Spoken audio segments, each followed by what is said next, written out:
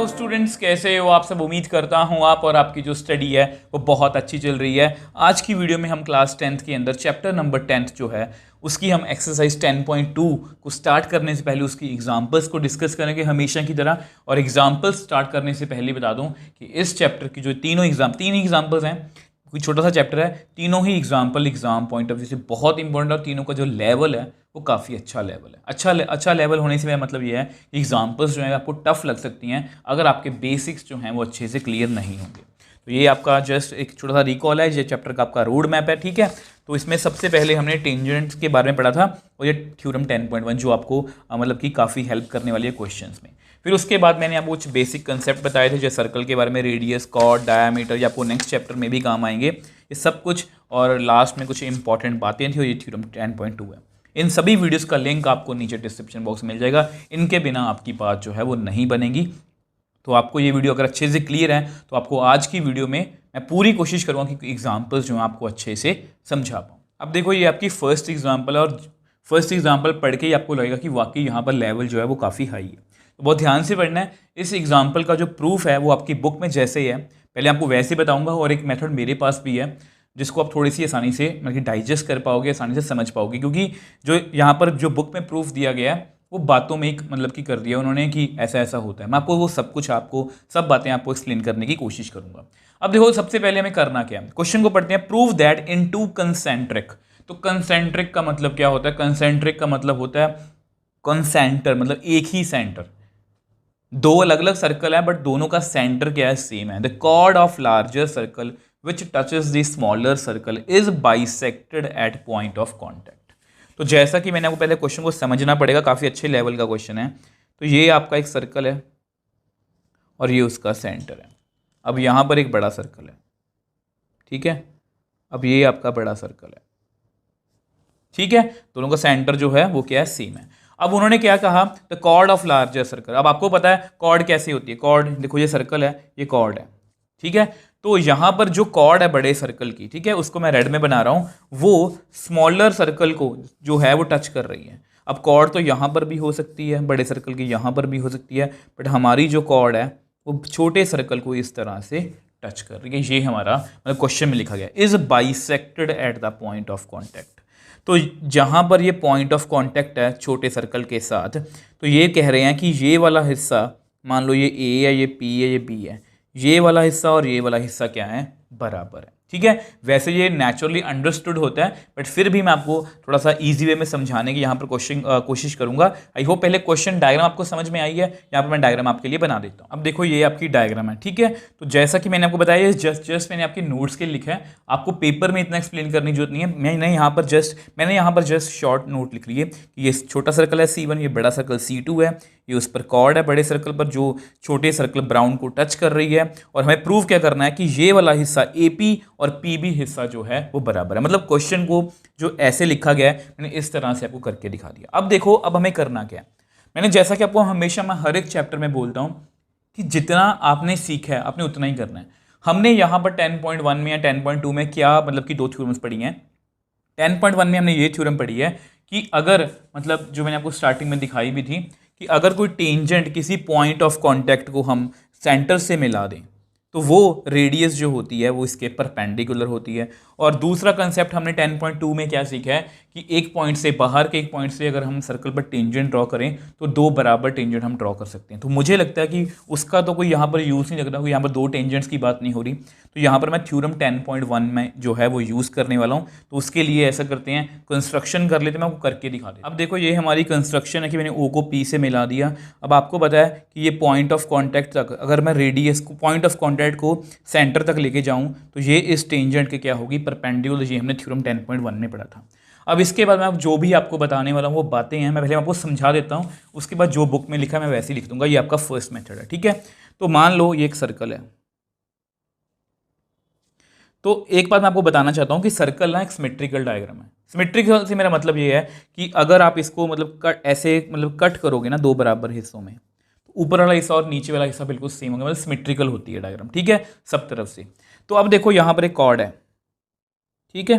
तो अगर मैं यहाँ से कोई रेडियस मैच करूँ, मतलब ये भी एक रेडियस है, तो ऑब्वियस सी बात है ये कॉर्ड को मतलब कि ब्रेक नहीं, जैसा कि आपको पता होगा थ्योरम 10.1 में एक आर्टिकल सीखा था कि अगर एक पॉइंट का लाइन से डिस्टेंस निकालना हो तो ये सबसे बड़ा है, ये उससे छोटा है, ये उससे छोटा है, ये उससे छोटा है, और ये सबसे छोटा होता है जो परपेंडिकुलर, कि इसके बाद फिर से डिस्टेंस जो है वो इंक्रीज करने लगे, मतलब ये सबसे छोटा होता है। तो ये जो कि रेडियस है, ठीक है, अगर मैं मतलब कि इसको इस तरह से परपेंडिकुलर यहाँ पर बना दूँ, ठीक है, ये जो परपेंडिकुलर है, देखो जैसा कि मैंने बताया ये दूर है, ये और पास है, ये और पास है, ये बिल्कुल सेंटर में है, ये फिर से और दूर और दूर और दूर, इस तरह से है। तो क्योंकि जैसा कि मैंने को बताया कि सर्कल एक सिमेट्रिकल डायग्राम है, अगर हम सेंटर, देखो कोई भी लाइन आप बना लो, जैसे एक और सर्कल बना लो, यहाँ पर कॉर्ड बना लो इस तरह से, तो यहाँ पर अगर सेंटर से आप परपेंडिकुलर ड्रॉ करोगे ना, ये हमेशा मतलब बाय डिफॉल्ट ये दो हिस्सों बराबर हिस्सों में बांटा जाएगा, क्योंकि सर्कल एक सिमेट्रिकल डायग्राम, आपकी बुक में यही प्रूफ है, ठीक है। मैं जस्ट आपको लिख के दिखा देता हूँ, अगर आप इस प्रूफ से सेटिस्फाइड नहीं हो तो आपको नेक्स्ट मेथड में वो भी बता दूंगा। अब देखो जस्ट मैंने आपको लिख के दिखाया कि सर्कल एक सिमेट्रिकल डायग्राम है और ए भी एक कॉर्ड है, और अगर हम जैसा कि मैंने आपको यहाँ पर बताया था, अगर हम सेंटर से यहाँ पर परपेंडिकुलर ड्रॉ करेंगे तो ऑब्वियस सी बात है कि दो बराबर हिस्सों में बढ़ जाएगा, मतलब ये हमने पहले पढ़ा हुआ है, वही रिजल्ट जो है यहाँ पर रिकॉल किया, ठीक है। तो अगर ये इसको दो बराबर मतलब ये बाइसेक्ट कर रहा है, मतलब दो बराबर हिस्सा में बांट रहा है, मतलब ये वाला हिस्सा और ये वाला हिस्सा क्या है, बराबर। तो ये हमारा क्वेश्चन यहाँ पर ख़त्म है। बट मुझे पता है कि कुछ बच्चों को ये समझ में या ये एक्सप्लेनेशन बच्चों को अच्छी नहीं लगी होगी कि सर हमें यही मतलब पसंद नहीं आई, मतलब पसंद से मेरा मतलब ये है कि हमें इतनी अच्छी तरह से सेटिस्फिकेशन नहीं मिली मन को कि इस कैसे हमने बातों बातों में प्रूव कर दिया। देखो मैं चाहता तो इस मेथड को स्किप कर सकता था, बट मैंने इसलिए स्किप नहीं किया क्योंकि आगे जाके ये रिजल्ट भी यूज़ होगा, और हम इसको जैसे मैंने लिखा सम इंपॉर्टेंट इन्फॉर्मेशन, हम इसको यहाँ पर लिखेंगे भी कि ये जो इंपॉर्टेंट इन्फॉर्मेशन है ये आपको आगे जाके काम आने वाली है, ये रिजल्ट आप याद रखोगे, ठीक है। अब इसको एक सेकंड मेथड से मैं आपको बता दें। अब देखो जैसा कि मैंने आपको बताया कि आपको वो एक्सप्लेनेशन अगर हमकी समझ में नहीं आई, अगर आपको सेटिस्फिकेशन नहीं है तो मैं आपको इस तरह से बताने वाला हूँ। सेम वही क्वेश्चन है, मैंने जस्ट क्या किया कि ओ को ए से मिला दिया, ओ को बी से मिला दिया। अब ये आपको पता है, ये हम पीछे कर चुके हैं, ये परपेंडिकुलर है, मतलब ये भी परपेंडिकुलर है, मगर अगर ये एंगल 90 तो ये भी 90 है, ठीक है। अब आपको पता है हम क्या करेंगे, in triangle O P B, अब ये एक राइट एंगल ट्रायंगल है, तो आपको पता है हम यहाँ पर पाइथागोरस लगा सकते हैं बाय पाइथागोरस थ्योरम।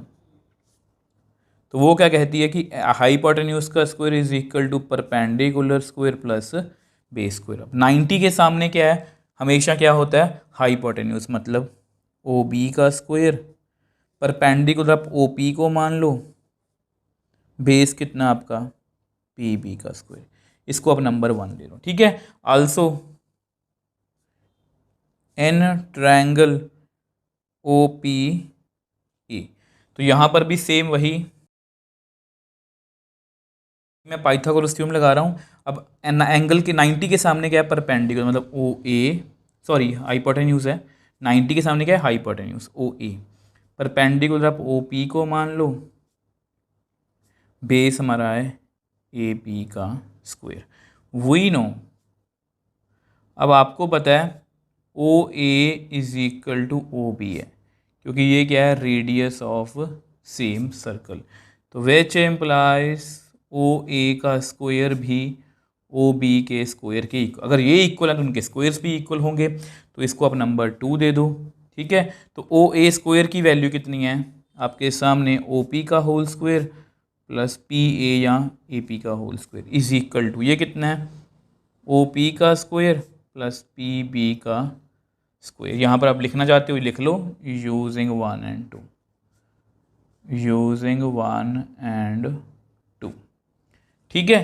तो ये अब ध्यान से देखो, ये भी ओ पी स्क्वायर कैंसिल, तो मेरे पास रह कितना गया, पी ए का square is equal to P B का स्क्वायर, तो which implies P A is equal to P B.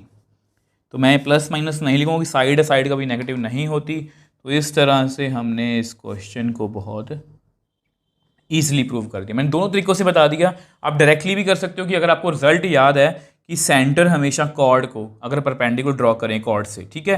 देखो इसमें हमने किया क्या, बेसिकली हमने जस्ट यहाँ पर 90 प्रूव किया कि ये 90 का एंगल बन रहा है, तो जो सेंटर से मतलब कॉर्ड पर जो 90 का एंगल बनता है तो वो उसको दो बराबर हिस्सों में बांटता है। तो उस तरह से हमने फर्स्ट मेथड में किया। यहाँ पर अगर मैंने क्या किया, यहाँ पर ये एक्स्ट्रा मतलब ज्वाइन कर दिया, ये ट्रायंगल्स दोनों को मैंने क्या किया, पाइथागोरस लगा के उनको कंपेयर कर लिया। ये सेम प्रोसीजर हमने शायद थ्योरम 10.2 में भी किया था। तो इस तरह से हमने इस क्वेश्चन को बहुत ईजी सॉल्व कर लिया।